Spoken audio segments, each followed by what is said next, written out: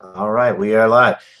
Well, hello again, all the boys and girls out there in YouTube land watching. John and Ellie of Georgia Beer Reviews back at you today with another live presentation of Stout Sunday. And joining me, as always, is Michael Kormaroff from Brooklyn, New York. Always great to be here. Glad to have you. And the one, the only, Ronald J. Terrio of Louisiana Beer Reviews. Thanks for joining me, Ron. Hello, folks. I'm down here in Louisiana. If you didn't figure that out from his channel name. All right, so let's go ahead and get this thing started. Michael, what do you have this morning? I have Great Divide Yeti from Denver, Colorado in a can, and it's 9.5% alcohol. Imperial Stout. Very nice. I'll give you the look too. It's in the glass already. All right. What about you, Ron? What are you drinking this morning? Well, I have a beer, and I did a before you went on air, and I was talking to you. I was doing a revisit video, so that's why it's already open. It's called Milk Stout, and it's from Left Hand Brewing Company. Oh, okay. I've had that. That's a I like the Left Hand Brewing beers. They have a lot of the those nitro beers. Yeah, we don't get them. We used to get a lot of Left Hand beers, but kind of like Southern Tier. Once the Louisiana craft beer started getting so popular and prominent, it chased off a lot of out-of-state beers. So many beers that people get, like this Yeti and all that, no chance. We don't get all it. Right. And I just poured mine. I am drinking for the first time ever the Bell's Kalamazoo Stout, 6% alcohol. I've had it. It actually does say, Michael, I didn't see this until just now, right on the front of the label, stout brewed with brewer's licorice. Licorice. I've had that beer once. I was telling John when he drinks it to look to see if he gets licorice in the background, because sometimes the licorice translates into the beer. Sometimes it's covered by the hops and the malts, and you really can't tell. Yeah. One time when I first started doing beer reviews, a guy who I went to high school with, he lives in Denmark now. He sent me a bunch of Danish beers, and one of them was a beer they sell every year that's made with licorice. And it really had a strong licorice flavor. I can't say I've ever had a beer of any kind with licorice in it, but I think the licorice will complement the flavors from the stout pretty well. So yes. I'm excited to try it. Michael, you want to lead off with your aroma? Okay. I was just noticing on the bottom of the can, this was actually canned on December 7th, which is, of course, a big historical day in our country's history. But that's just a month ago. So, you know, the stouts probably last a real long time, but this is only a month old. Nice. Okay, I am looking at it, and it has kind of a decent head, which is maybe a little bit, you know, going down a little bit as time goes on. It's tan in color, and let me give it a nose. Well, the nose is roasted malt, maybe some dark fruits, kind of. It's I'm going to say it smells very stouty. It smells like a typical stout. You cannot smell the alcohol in it. 9.5%. You can't smell it. Should I go ahead with the review? Does everybody want to do the nose first? Ron, go ahead and give your nose real quick, and then we'll get into these. All right. Well, you can see mine doesn't have much head on it. When I poured it for my revisit video, it didn't have much head. Just a little thin beige head. It's dark brown, but not black. It's more like you can see like a little Coca-Cola color at the top and bottom where as the light hits it. I noticed when I was doing my review that the aroma is subtle. It's like a little bit of coffee, a little bit of dark roasted malt.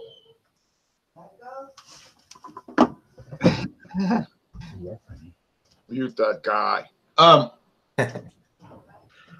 And Not a whole lot of anything else. It's kind of dull in the nose, unfortunately. It's nothing bad. It's like that Carlo Rossi White Zinfandel. I said the same thing for that wine.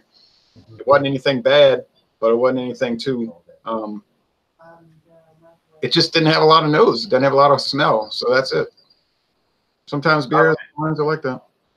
Well, mine smells like Michael said, very stouty. You're getting the roasted barley malt, some dark chocolate notes. There's a little bit of something which I'm thinking is the licorice, a little. Yeah, I think that's what that is. I'm picking up on the licorice on the aroma as well, but it's very, very mild. It's in the background, but it's definitely there. A little caramel. Smells like a good stout, so I'm excited to go ahead and try it. I'm sure for everybody out there that might be watching, Michael Kormaroff got some people in the house today doing some work, so he may be back and forth. Well, there he is. He's back. But we are going to go ahead and get into these beers, Michael. So cheers to you and Ron. Let's do it. Cheers, guys.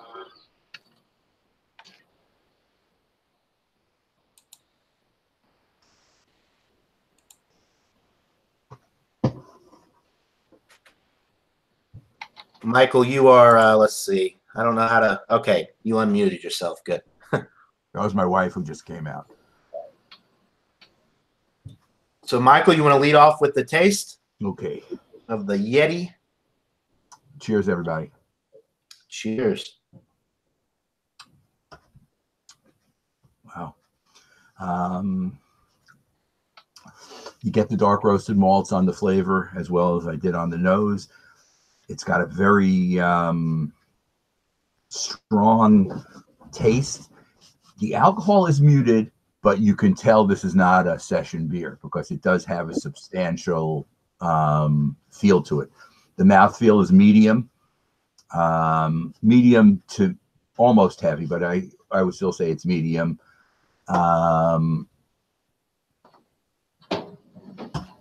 Flavor is really nice. Besides the roasted malts, you're also getting kind of like a stout breadiness, if you know what I'm saying. It's deeper than what you get in other beers. The very strong flavor. I like it. I'm not going to give a number yet. I'm going to let it warm. Right. Yeah. We'll go around and give our first thoughts and then give a rating at the end. So, Ron, what about your stout? What are you getting with that that beer there? Well,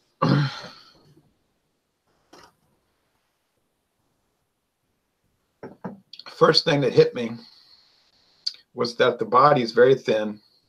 It feels like a porter. I said, it doesn't feel like a stout, not with this thin body, but I guess it's 6%. It would be a stout porter by virtue of the alcohol, not the body. There's a little creaminess from the lactose. I think it's a little too much char on it, though. Some of these dark beers, they'll taste burnt, and that's a problem. To me, it's a problem. I like roasted malt and chocolate malt, but sometimes it crosses the line into acrid burnt.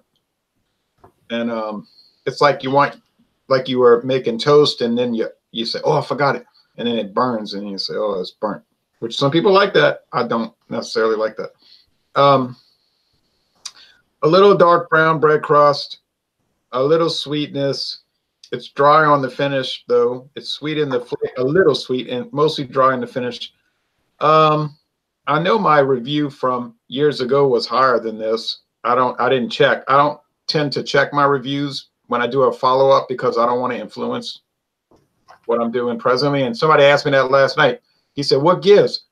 You gave that beer a super high rating last time you reviewed it. Now it's not so high. So look, I'm calling it as I see it when it happens. I'm not going to go and say, oh, years ago I said this, so I got to make sure it matches up. That doesn't even make sense to me doing that.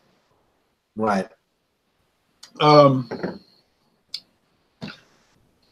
It's all right, but honestly, I think the Samuel Adams milk stout's better, or do they call it cream stout?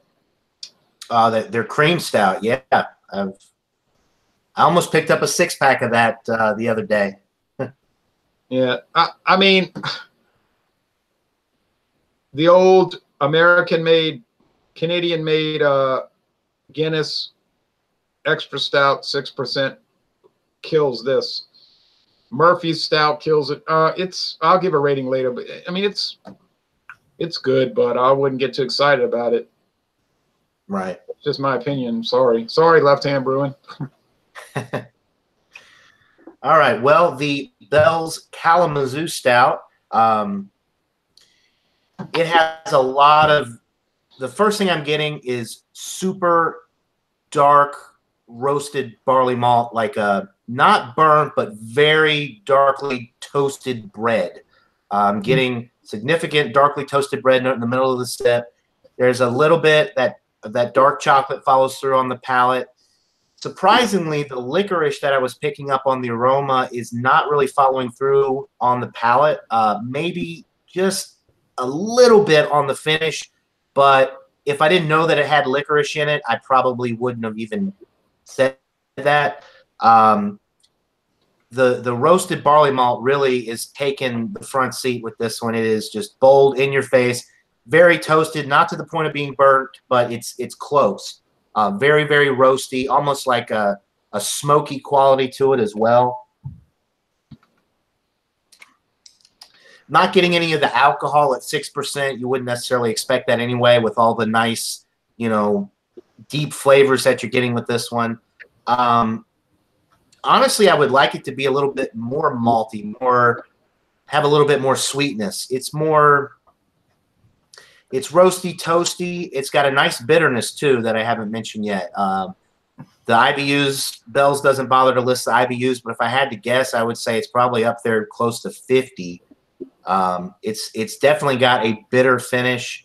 I'm enjoying it, but I would prefer it to be a little bit sweeter to balance out some of the bitterness and some of the toasty notes that I'm getting. But it is very enjoyable, and it's got a lot of body for a 6% stout. This is very heavy bodied for the alcohol, for what you're getting.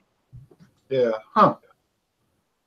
So I will keep sipping on mine as well and think of a rating here. We'll go back to Michael with his Yeti. Well, as it's warming, and obviously when we're doing a 10-minute examination or whatever as we drink, it doesn't warm enough to the point where you're really going to get, it's still cold. So, mine are warming. The tastes are staying very consistent. And I really like it. I'm ready to rate it. I'm going to give it a 96. Oh, wow. Oh, golly. Which means I'm willing to it's approaching the world class for me. Sounds like it. What's the cost? This one I got the co-op at a bargain price, $1.76 for a 12-ounce can. Oh, God. And they didn't have any more, because I would have bought a 6-pack of it. I've had this in the past and I really like it. So, usually the co-op has it in bottles, not in cans, but for some reason they had cans this time, or a can. And, when you can get a 9.5% Imperial Stout for less than $2, that's a deal. That's an incredible deal. I told you, Michael, the 4 packs of the cans, the 12-ounce cans, sell in my area for $13.99. So that's a heck of a deal. This was a very good deal. And it's relatively new, so it's not like the co-op reduced this. It just had to be a deal they got by maybe buying a couple of cases of it from the distributor, and that's the only way they got it. Or it's a mistake. Could be a mistake. Could be, but I doubt it. How does Great Divide go, Jay, from what you can remember, in its price structure? Is it more reasonable than some of the other ones or not? We can't get it here. No, so you don't know. Have you ever been able to get Great Divide in the past? Not to my knowledge. I'm sure I would have. I would have remembered it. No.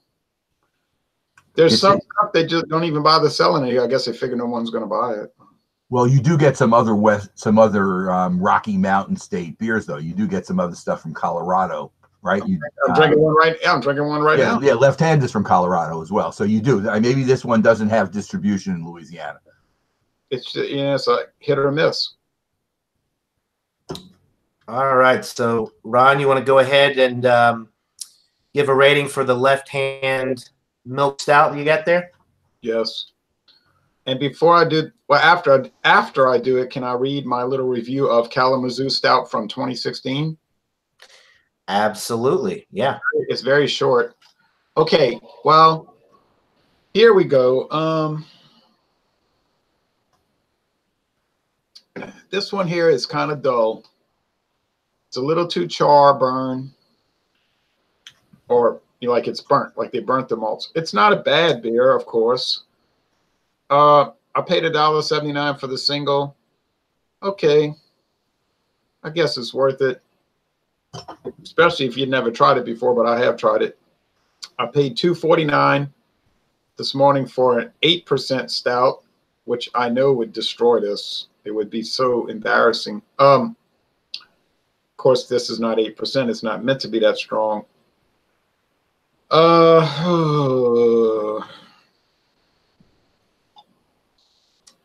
I'm not going to change from the video I made before we went on air. I'm going to say like an 84 out of 100. It's mid-range B, 84, 85. You could argue to 85, but the mouthfeel is so thin. I can't get over it. Yeah, I think for the rest of my life, I won't ever drink this again. Well, and it is a milk stout, and a lot of times, I mean, at least when I see milk stout or cream stout, I expect the body or at least the mouthfeel to be creamy and a little thicker than your average stout. It sounds like they just kind of fell short with that one. Yeah, and I drank some milk this morning, and that tasted better than this. I mean, it's the truth. I enjoyed the milk more than this milk stout. All right, here's my review. I'll give my my grade for the Kalamazoo Stout, and then Ron, you read your review from 2016. Okay. So I would like this one to be a little bit sweeter, maybe a little bit more caramel sweetness coming through, some of the chocolate notes to be a little sweeter. They're all in there, but they're kind of in the background because there is such a deeply roasted barley malt component, a dark toast note in the middle of the sip, and it kind of overrides some of the other notes, including the licorice, which I was getting more on the aroma. I'm really not picking that up much on the palate. And it's pretty heavy-bodied for a 6% stout. So maybe up the alcohol for this kind of body, I would expect the ABV to be closer to 8%. I think it's excellent, but for me, it's on the lower end. I think they could have done a little bit better with this one, but it's still an excellent beer, and I would definitely recommend it. I'm going to go 92 out of 100. Okay. So that's an A in your. It's an A minus, yeah, but Okay. It's still an A. Okay. All right. Let's Here's hear what I the wrote. 2016 review. Right. Here's what I wrote. Kalamazoo Stout has a medium beige head, a dark brown appearance with standard brown on the edges as light hits it, and moderate lacing left behind. The aroma is of sweet brown bread and creamy malt, and the taste is of sweet brown bread, malt, cafe au lait, that's coffee and milk. Maybe some background licorice and low-level bitterness. No char, really. Mouthfeel is low, medium, and Kalamazoo Stout finishes medium dry. And then I signed off RJT. And then my rating was an 83 out of 100. Oh, wow. True story. True story. You liked it even less than I do. Jay, And that's interesting. You mentioned the coffee. On the back of the label here, it does say flavors of dark chocolate and freshly roasted coffee. I'm not getting any coffee with this. So maybe I should drop my rating more because they expect you to be able to taste coffee. I'm not getting any coffee at all. Well, don't let me influence you. But like I said, maybe some background licorice. So that was kind of irritating me. Like I was thinking, all right, you tell me licorice. Well, hey, I don't want to just be up here talking about maybe it has it. If this had more licorice flavor, it would have gotten a much higher score because I was really excited when Michael was telling me about this beer, and I thought the licorice was a great idea for a stout like this. I thought the flavors would have really melded well together, and it says right on the front, stout brewed with brewer's licorice, and I'm not really getting any licorice. I'm definitely not getting any coffee. It's still an excellent beer. I'm not going to drop my rating, but it really fell short with some of the flavors that they claim that this beer has. I'm just not getting them, or at least they're in the background. They're so muted that it's really like they might as well not even be there. I find a lot of Bell's beers tend to kind of not measure up to what you would expect them to. I like Bell's beers generally, but to me, some of them just don't. They just don't make it. Something's, I don't know. I agree, except the one that I had recently, the Christmas Ale, and I know you liked it too, Ron. That is probably the best Bell's beer I've ever had. Yeah, they improved it, and I saw that Mathern's had a. I should have bought it. Why didn't I buy it? Mathern's had one they were trying to get rid of for 99 cents. Oh man! I didn't buy it. I said I already had it, but I should have bought it. Huh? I can't remember. You love that too. That's a Scotch ale. It's up there with the Founder's Dirty Bastard, I think. No, I've had it and I like it. I can think back and I'd have to look it up. They had something a couple of years ago called 30th Anniversary Stout, and it was like this limited edition thing. They may have made it once, maybe they made it more than that, and I had it, and it was as good. They have they do have a regular Imperial Stout, Bell's does, and I thought this 30th anniversary was as good as their Imperial Stout. I can't think of the name of it now. It would come to me. Yeah, I don't think I ever had that one. We've only had Bell's beer in New York State, I think, since 2014. So it has same here. Yeah, same here. It's a Michigan brewery that I think started in Kalamazoo. Now it's in Comstock, which is like a suburb of Kalamazoo. Yeah, that's right. Let's see. I'm trying to see how many Bell's beers I reviewed. Let's see. 1, 2, 3, 4, 5, 6, 7, 8, 9, 10, 11, 12, 13, 14, 15, 16, 17, 18, 19, 20, 21. Well, that's a lot more than I thought. That's quite a few. They probably don't have more than about 30. So you've reviewed pretty much everything that they sell, I think. Now, yeah, Michael, I've had 23. Yeah, it says you've had 23 beers from this brewery. Wow. Okay. 23. Michael, you did your last tasting, I believe it was, that you had the Bell's Porter, and I'm trying to remember how that placed in your tasting. It did not do well. Okay. I will look it up now. I have it here. I will say that Bell's typically, for the most part, Bell's is kind of like some of these other companies, like not really Shiner. Shiner is a little bit. I mean, I like Shiner, but their beers are a little bit more dull even than Bell's, I think, for the most part. But Bell's has a couple of really, really good beers, and then they kind of have some stuff that's more, you know, to please the masses type of stuff. Like they don't want to offend anybody, so they're very careful with their beer to make sure that they're a little bit more balanced and that they don't have anything that might offend certain beer drinkers. Kind of like Sam Adams does with their seasonal beers too, where everything is just kind of like, you know, it's like they're afraid to be too bold with some of the flavors in their beer, so they just kind of make a baseline type product that doesn't have too much happening. In this tasting, this is from Jay and John from Thursday. The porter finished 9th out of 14, but their Oarsman Ale, which is their kind of semi-tart beer, finished 4th. Interesting. Which is kind of surprising, and people thought it was like kombucha-like. Now, have you both had the Oarsman? Which is I have not. No, I've had it, but they don't have my rating on here. I must have not written it. Sometimes I do beers and I just forget to write a review. Honestly, kettle soured wheat ale. Yeah, that was kind of. Well, it's funny. I didn't write it.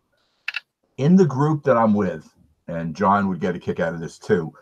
They kind of have an affinity for the tarts and the sours, and if it's something that's much different than anything else we're doing, they tend to do better.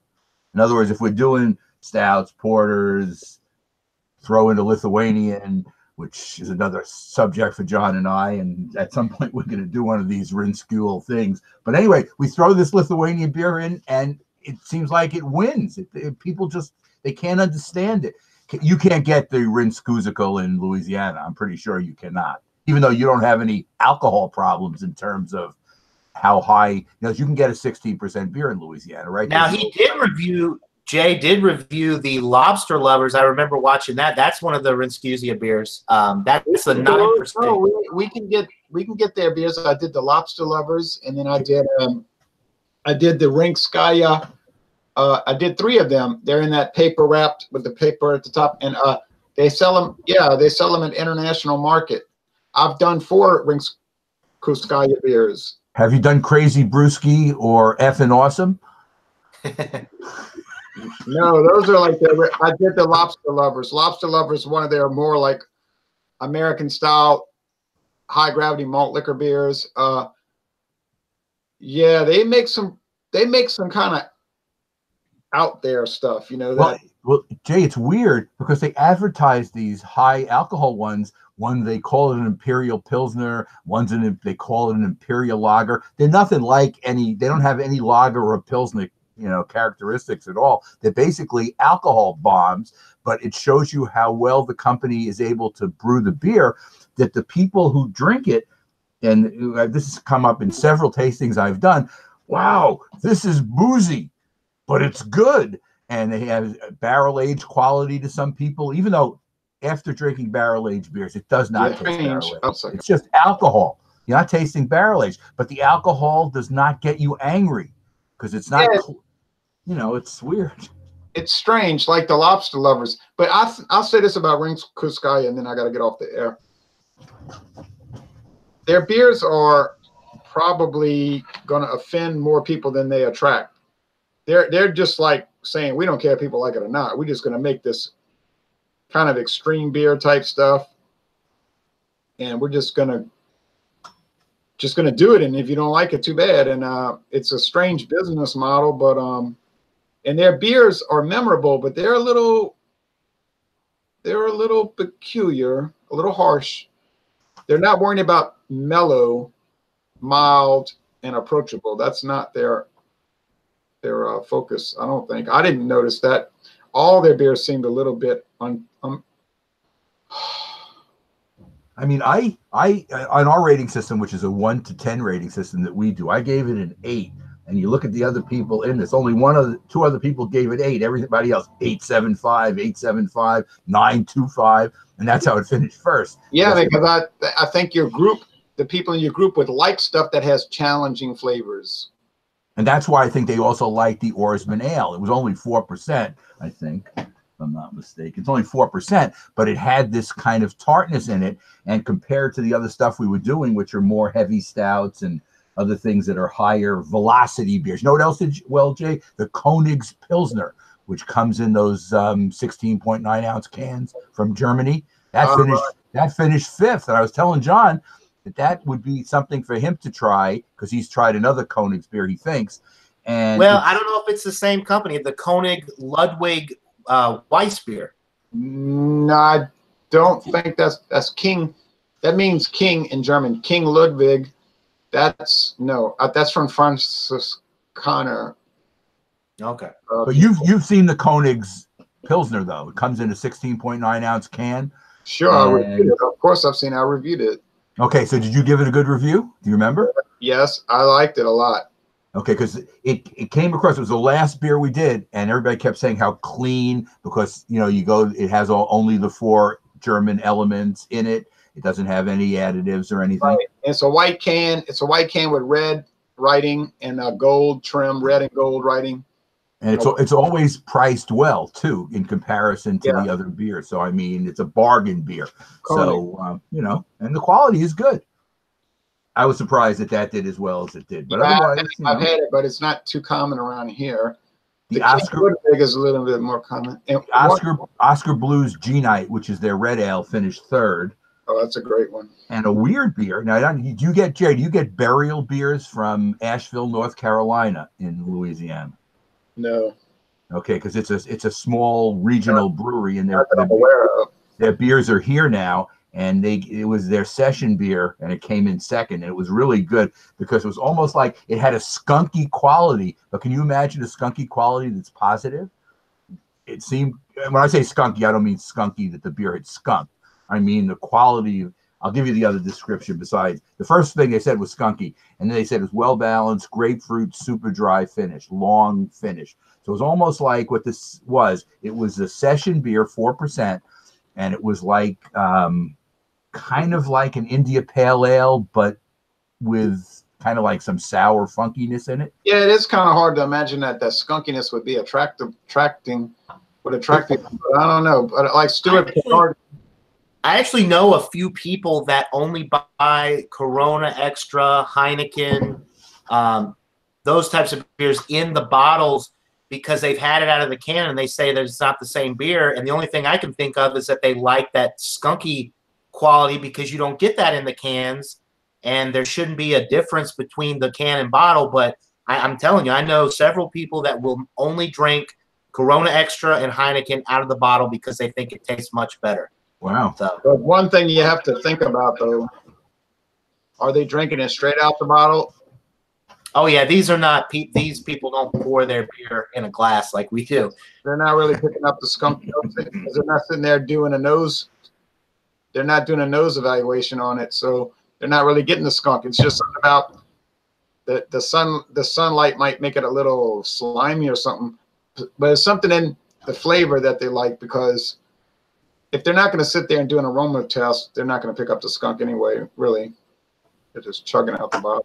They're going to put the lime right in the top anyhow. Right. But I know other people like that. They won't drink canned beer. No way. No way.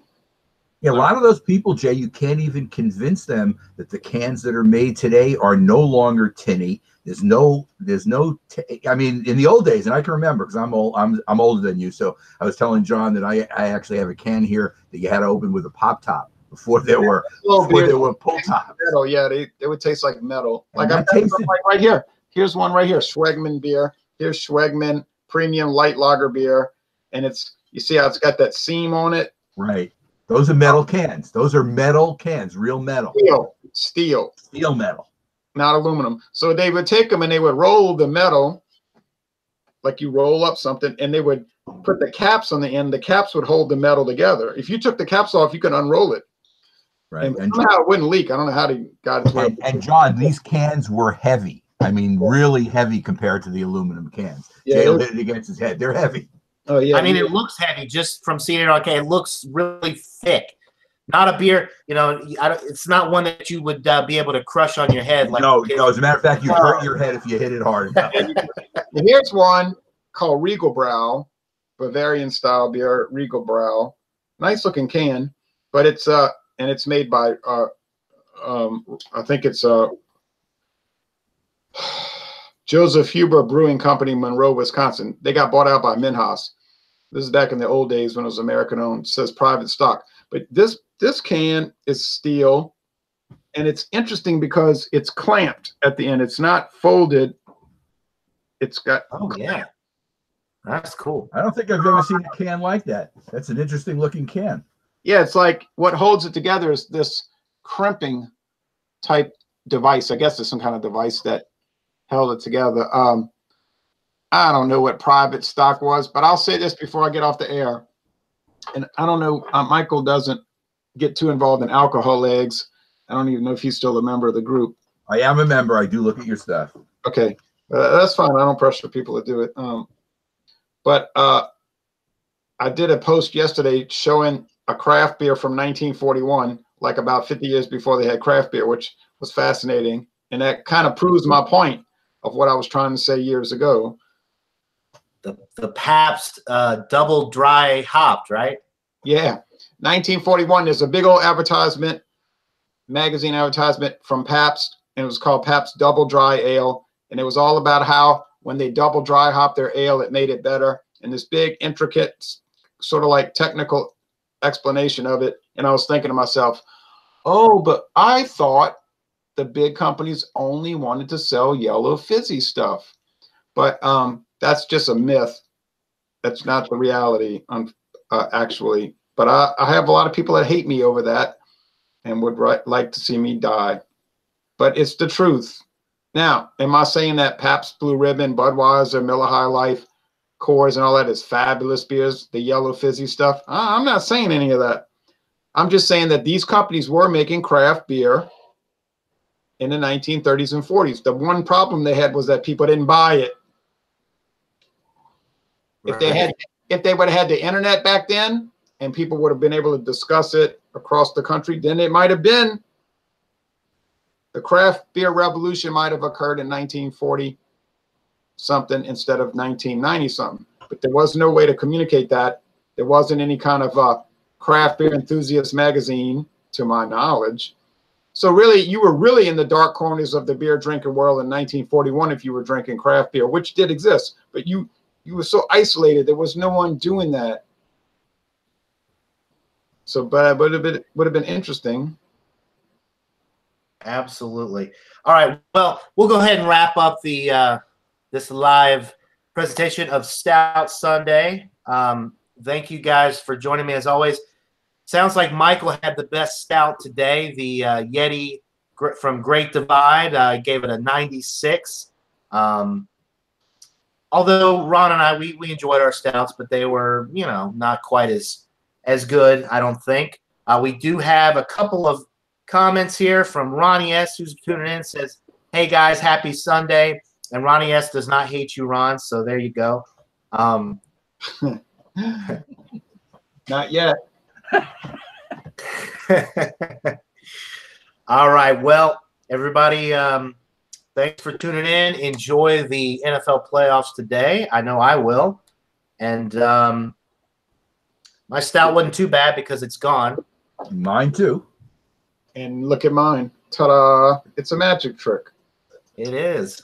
The Houdini beer drinkers over here. All right. Okay. Thanks, everybody, for watching. And have a great rest of your Sunday. And until next time, everybody, cheers. Cheers, everybody. Cheers. Ta-da.